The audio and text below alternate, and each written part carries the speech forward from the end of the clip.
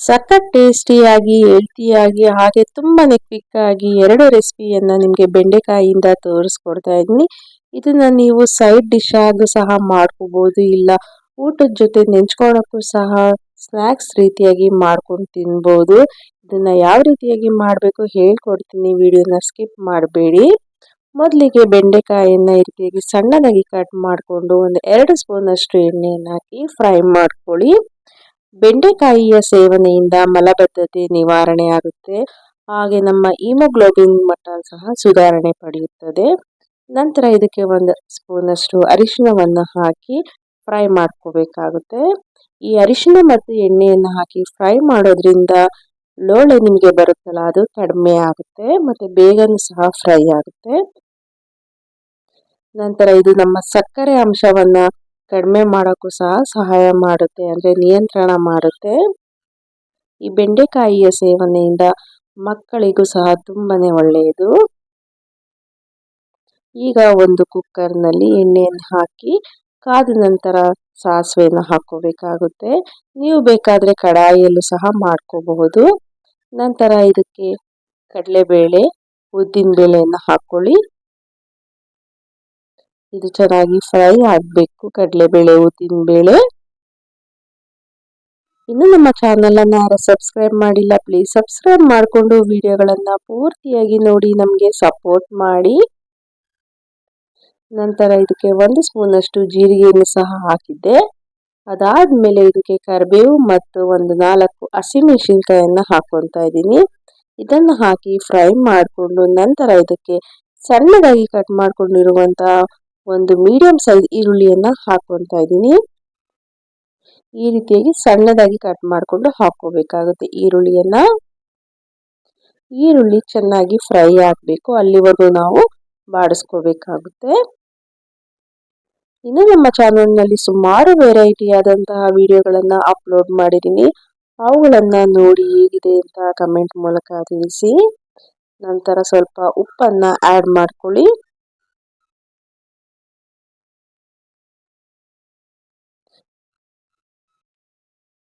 ನಂತರ ಫ್ರೈ ಮಾಡಿಕೊಂಡು ಅದಕ್ಕೆ ಸಣ್ಣಗೆ ಕಟ್ ಮಾಡ್ಕೊಂಡಿರುವಂತಹ ಒಂದೇ ಒಂದು ಚಿಕ್ಕ ಟೊಮೆಟೊನ ಹಾಕೊತಾ ಇದ್ದೀನಿ.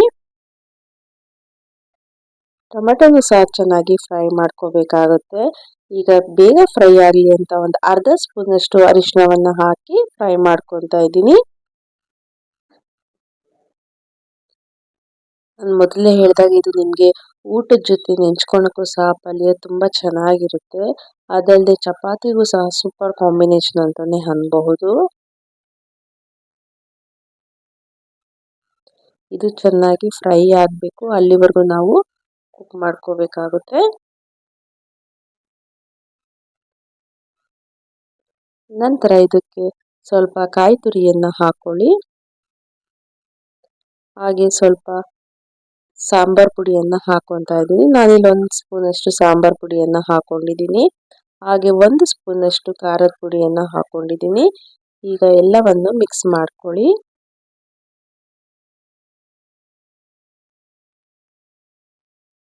ಒಂದ್ಸತಿ ಮಾಡಿ, ಮನೆಯಲ್ಲೆಲ್ಲ ತುಂಬಾನೇ ಇಷ್ಟಪಡ್ತಾರೆ ಮತ್ತೆ ತುಂಬಾನೇ ಫ್ಯಾನ್ ಆಗೋಗ್ಬಿಡ್ತಾರೆ, ಅಷ್ಟು ಚೆನ್ನಾಗಿರುತ್ತೆ. ನಂತರ ಇದಕ್ಕೆ ಫ್ರೈ ಮಾಡ್ಕೊಂಡಿರುವಂತಹ ಬೆಂಡೆಕಾಯನ್ನು ಹಾಕೊಳ್ಳಿ.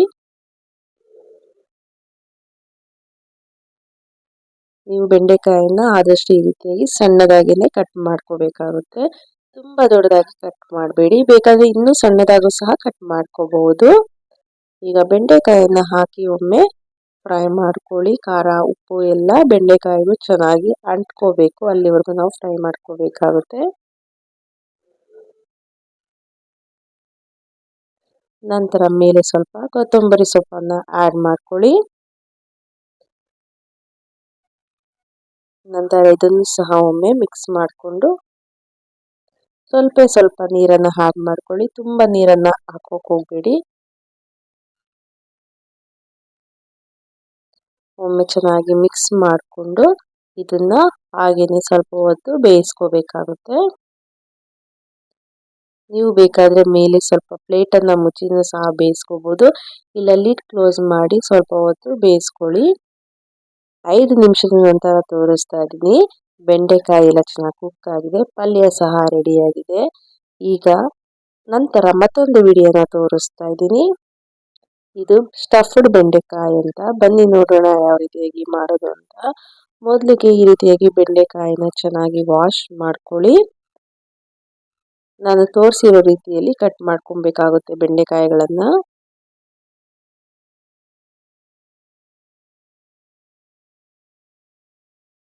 ನೋಡಿ, ಪೂರ್ತಿಯಾಗಿ ಕಟ್ ಮಾಡ್ಕೋಬಾರ್ದು, ಈ ರೀತಿಯಾಗಿ ಅರ್ಧಕ್ಕೆ ಕಟ್ ಮಾಡ್ಕೋಬೇಕಾಗುತ್ತೆ. ನಿಮಗೆ ಫಿಲ್ ಮಾಡಬೇಕು ಆ ರೀತಿಯಾಗಿ ಕಟ್ ಮಾಡ್ಕೋಬೇಕಾಗುತ್ತೆ. ಎಲ್ಲ ಬೆಂಡೆಕಾಯಿಗಳನ್ನು ಸಹ ಅದೇ ರೀತಿಯಾಗಿನೇ ಕಟ್ ಮಾಡ್ಕೊತಾ ಇದ್ದೀನಿ.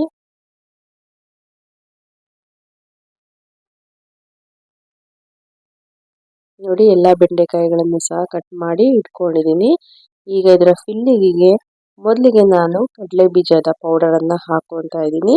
ಒಂದು ಪ್ಲೇಟ್ನಲ್ಲಿ ನಾನು ಕಡಲೆ ಬೀಜನ ಮೊದಲೇ ಫ್ರೈ ಮಾಡಿಕೊಂಡು ಅದನ್ನು ಪೌಡರ್ ಮಾಡಿ ಹಾಕೊತಾ ಇದ್ದೀನಿ. ಸಿಪ್ಪೆಯನ್ನು ತೆಗೆಯುವಂಥ ಅವಶ್ಯಕತೆ ಇಲ್ಲ. ನಂತರ ಇದಕ್ಕೆ ಖಾರದ ಪುಡಿಯನ್ನು ಆ್ಯಡ್ ಮಾಡ್ಕೊಳ್ಳಿ. ನಿಮಗೆ ಖಾರಕ್ಕೆ ಅನುಗುಣವಾಗಿ ಹಾಕೋಬೇಕಾಗುತ್ತೆ. ನಾನಿಲ್ಲಿ 1.5 ಸ್ಪೂನಷ್ಟು ಖಾರದ ಪುಡಿ, ಹಾಗೆ 1 ಸ್ಪೂನಷ್ಟು ಧನಿಯಾ ಪುಡಿ, ಅರ್ಧ ಸ್ಪೂನಷ್ಟು ಗರಂ ಮಸಾಲ, ಅರ್ಧ ಸ್ಪೂನಷ್ಟು ಮೆಣಸಿನ ಪುಡಿ, ಅರ್ಧ ಸ್ಪೂನಷ್ಟು ಜೀರಿಗೆ ಪುಡಿ, ಅರ್ಧ ಸ್ಪೂನಷ್ಟು ಅರಿಶಿನ, ಹಾಗೂ ರುಚಿಗೆ ತಕ್ಕಷ್ಟು ಉಪ್ಪು, ನಂತರ 2 ಸ್ಪೂನಷ್ಟು ಎಣ್ಣೆ ಎಲ್ಲವನ್ನು ಹಾಕಿ ಮಿಕ್ಸ್ ಮಾಡ್ಕೋಬೇಕಾಗುತ್ತೆ ಕೈಯಿನ ಸಹಾಯದಿಂದ.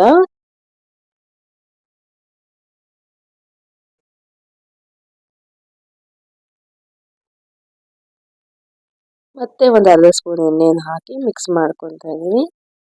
ಈಗ ನಾವು ಮಿಕ್ಸ್ ಮಾಡ್ಕೊಂಡಿರುವಂತಹ ಪೌಡರ್ ಏನಿರುತ್ತಲ್ಲ ಅದನ್ನು ಈ ರೀತಿಯಾಗಿ ಬೆಂಡೆಕಾಯಿ ಒಳಗಡೆ ನಾವು ಫಿಲ್ ಮಾಡಬೇಕಾಗುತ್ತೆ.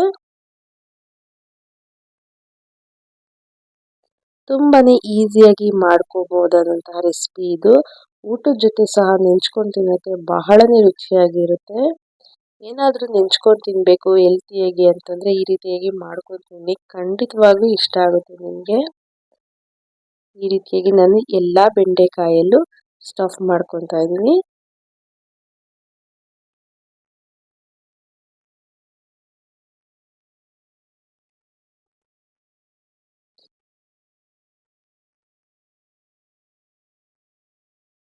ನಮ್ಮ ಚಾನಲ್ನಲ್ಲಿ ಸುಮಾರು ವೆರೈಟಿ ಆದಂತಹ ಸ್ನ್ಯಾಕ್ಸ್ ವಿಡಿಯೋಗಳು ಆಗಿರ್ಬೋದು, ವ್ಲಾಗ್ಸ್ ಆಗಿರ್ಬೋದು, ಎಲ್ಲವನ್ನು ಅಪ್ಲೋಡ್ ಮಾಡಿದ್ದೀನಿ. ಅವುಗಳನ್ನು ನೋಡಿ ಈ ರೀತಿಯಾಗಿ ಸ್ಟಫಿಂಗ್ ಎಲ್ಲ ರೆಡಿ ಆಗಿದೆ.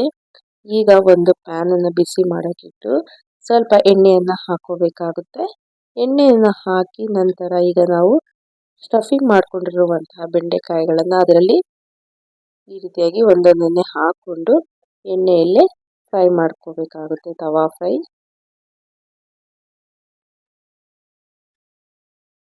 ಈ ರೀತಿಯಾಗಿ ನಾವು 2 ಸೈಡನ್ನು ಸಹ ಚೆನ್ನಾಗಿ ಫ್ರೈ ಮಾಡ್ಕೋಬೇಕಾಗುತ್ತೆ.